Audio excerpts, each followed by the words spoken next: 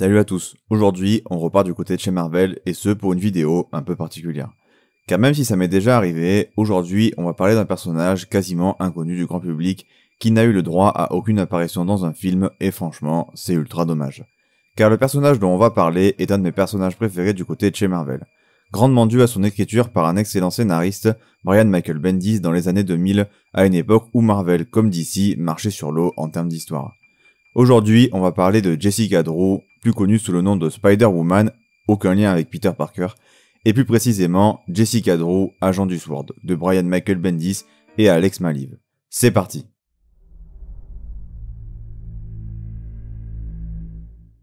Issue d'une expérience génétique menée par des scientifiques terroristes, Jessica Drew a eu plusieurs vies. Espionne, agent double, détective privé, Avengers, Spider-Woman. Depuis son enlèvement par les Skrulls, elle tente de prendre un nouveau départ, mais ses ennemis pourraient l'en empêcher.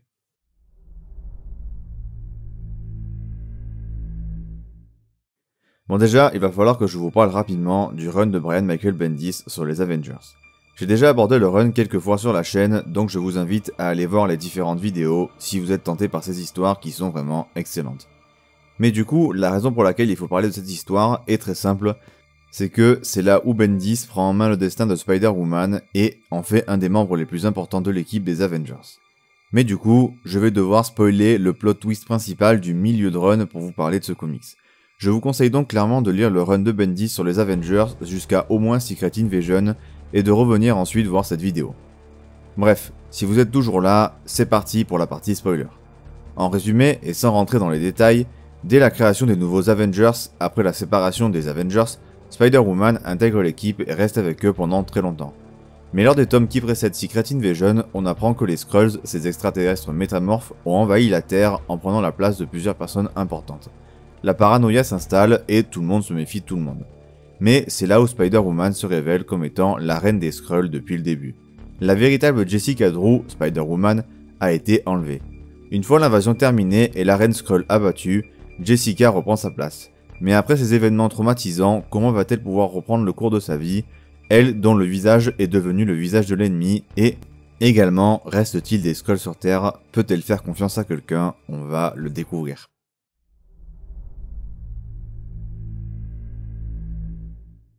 Alors, je voudrais commencer cette partie histoire par un rappel.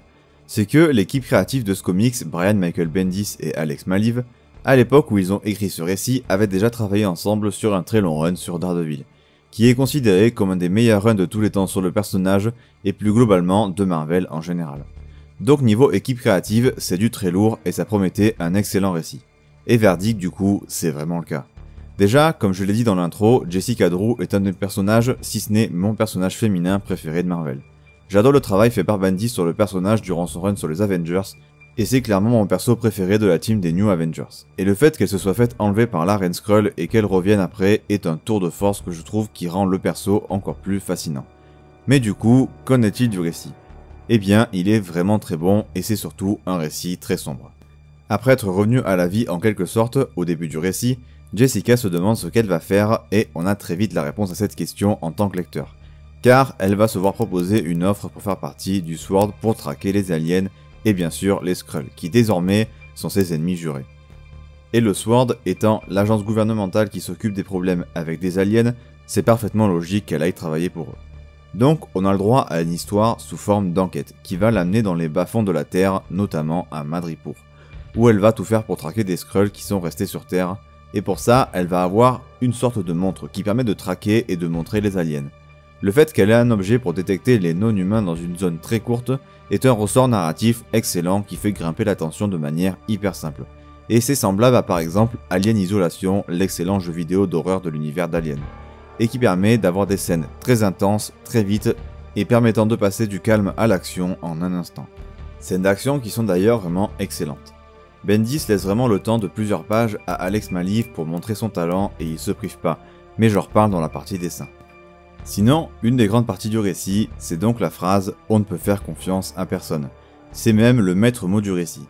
Jessica est perdue pendant tout le récit et franchement c'est trop cool car ça rappelle les meilleures heures du run de Bendis sur les Avengers dans la période qui précède Secret Invasion qui est juste fantastique. Ici, tout ça est reproduit à plus petite échelle avec juste Jessica, Donc c'est clairement un excellent point du récit, le tout dans une chasse à l'alien assez sale et crade dans un environnement très pluvieux et sordide. Le récit, en plus de ça, possède une intrigue politique d'agents secrets et d'agents infiltrés vraiment très intéressante, avec son lot de retournements de situation vraiment excellents et surtout inattendus, qui concernent souvent l'allégeance de tel ou tel personnage aux différentes agences bien connues de chez Marvel, que ce soit l'Hydra, le Shield ou bien le Sword. Sinon, l'histoire est globalement très souvent dans la tête de Jessica, et le récit est très majoritairement narré comme ça, ce qui est vraiment cool et permet de développer à la fois l'histoire, mais surtout le personnage au travers de ses paroles, c'est super intéressant. Il y a également un peu d'humour très léger et parfois assez sombre dans ses propos, ce qui n'est pas habituel pour des récits Marvel. C'est plutôt rafraîchissant, même si c'est plutôt anecdotique au final. Sinon, le récit a un rythme vraiment bien géré, alternant très bien entre scènes avec beaucoup de dialogue et pages de pure action juste narrées. Et niveau thème abordé, on a surtout une réflexion qui est sur l'escalade de la violence et son côté inarrêtable qui est franchement excellente. Mais maintenant, passons à la partie personnage qui est vraiment la partie majeure du récit, la raison pour laquelle vous devez le lire et cette raison qui va vous faire aimer Spider-Woman.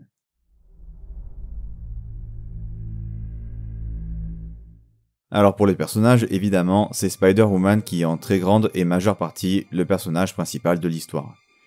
Il y a quelques personnages secondaires présents qui sont sympas, donc on va commencer par eux, puis on va passer au gros morceau du récit avec Jessica Drew. Donc tout d'abord, Madame Hydra. Personnage très important pour la mythologie de Jessica Drew car elle se prend pour sa mère spirituelle. Et évidemment, elle intervient dans le récit. On dirait qu'elle est en permanence dans la tête de Jessica, c'est une pourrie vicieuse pleine de ressources, prête à tout pour son idéal terroriste, et qui va vraiment pousser Jessica à faire une réflexion sur elle-même qui est super intéressante. Ensuite, il y a l'intervention de quelques personnages du Sword qui sont plutôt cool, mais également des Avengers en fin de récit qui sont vraiment très bons et qui permettent le développement de Jessica. Voilà, assez tergiversé, c'est l'heure de parler de Jessica Drew, aka Spider-Woman. Bon, autant le répéter, quel personnage incroyable. Et encore plus au cours de cette histoire parce qu'elle est au plus bas et doit remonter la pente parce que le personnage revient de l'enfer. Après avoir passé des mois captive et avoir été remplacée par la Reine Skrull, qui a de manière très vicieuse joué avec les relations de Jessica pour se fondre dans le paysage. Donc au début du récit, elle ne croit plus en rien. Tout simplement. Elle est traumatisée mais vraiment de manière très profonde. En plus de ça, le public la prend toujours pour la Reine Skrull, donc elle en prend plein la gueule et même au niveau des héros, on sent que le traumatisme de leur côté est pas tout à fait passé et donc même parmi ses amis, c'est pas facile non plus. Elle est vraiment au bord du gouffre, à deux doigts du suicide, et c'est là que le scénariste va utiliser à merveille un personnage de Marvel qui est connu pour avoir plus souffert que tout le monde, Wolverine. Il va servir pour faire une remise en perspective des souffrances de Jessica. Et je sais pas ce que c'est supposé nous faire ressentir, mais la différence entre les deux n'est pas si énorme que ça, tant la vie de Jessica est devenue un enfer. Tout le monde la déteste car la Reine Skrull avait son visage, c'est hyper injuste, mais malheureusement pour elle, c'est comme ça et elle ne peut rien y faire. En tout cas, pas dans l'immédiat. Elle va donc devoir vivre avec. Son intégration au Sword fait trop sens dans le développement de son personnage après ses problèmes avec les Skrulls. Et en plus de ça va bien avec l'état dans lequel elle est parce qu'au début du récit, elle est très dangereuse et en quête de vengeance. Elle pourrait quasiment tuer n'importe qui et ça, elle le sait parfaitement. Car un de ses aspects de caractère que j'aime le plus, c'est qu'elle est super lucide envers elle-même, envers ses émotions, ses envies, ses pouvoirs, bref, plein de choses. Dès le début, on apprend également qu'elle n'arrive même plus à dormir et commence à devenir folle à cause de tout et le manque de sommeil n'arrange rien. Également, chose super intéressante pour son développement de personnage, on revient sur ses origines complètes et son histoire est horrible du début à la fin. Elle est passée d'enfant non désiré à personne sur qui on fait des expériences, puis à personne utilisée comme une arme, puis à kidnappée par une reine alien qui a usurpé son identité pendant une période ultra longue. Elle a souffert comme personne et d'ailleurs elle veut à tout prix savoir pourquoi la Reine Skrull a pris sa place et son apparence. Pourquoi elle et pas une autre personne, et les révélations ne vont clairement pas lui plaire. On sent que le personnage se cherche vraiment entre la vengeance et l'héroïsme, entre ce dont elle pense qu'elle a besoin et ce dont elle a envie sur le moment, et ce sur quoi elle a envie sur le long terme et la personne qu'elle veut être. Elle a parfaitement conscience de ce qui est héroïque ou non, et a une ligne de conduite bien définie dans la tête, même en ce qui concerne l'utilisation de ses pouvoirs. Mais surtout, elle ne veut pas refaire les mêmes erreurs, elle veut apprendre à être meilleure, et ça, c'est beau.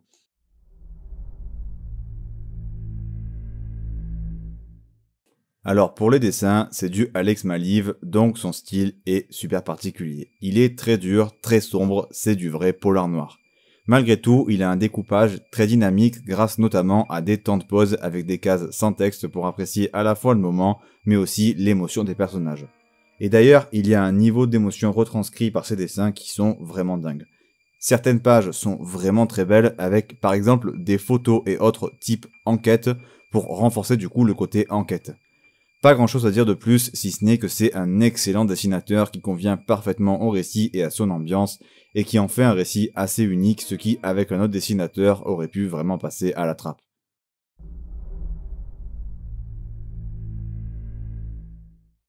Alors pour le conseil lecture, je ne peux que vous conseiller de lire le run de Bendis sur les Avengers qui vous fera comprendre toute l'histoire qui précède cette histoire. Notre histoire se situe juste après Secret Invasion, mais plus globalement, le run est juste incroyable en plus d'être un endroit parfait pour débuter les comics sur les Avengers. Mais le problème, c'est que ce soit le run des Avengers de Bendis ou bien ce récit sur Spider-Woman, c'est des récits compliqués à trouver car ils ne sont plus dispo neufs. À vous de chercher sur le marché de l'occasion pour trouver votre bonheur. Voilà, c'est tout pour cette vidéo sur Spider-Woman, une héroïne bien trop méconnue du grand public alors que c'est un personnage fantastique. J'espère qu'elle vous aura plu et vous aura donné envie de lire le récit. N'hésitez pas à lâcher un like si c'est le cas, et surtout n'hésitez pas à aller me follow sur Twitter, ça fait toujours plaisir.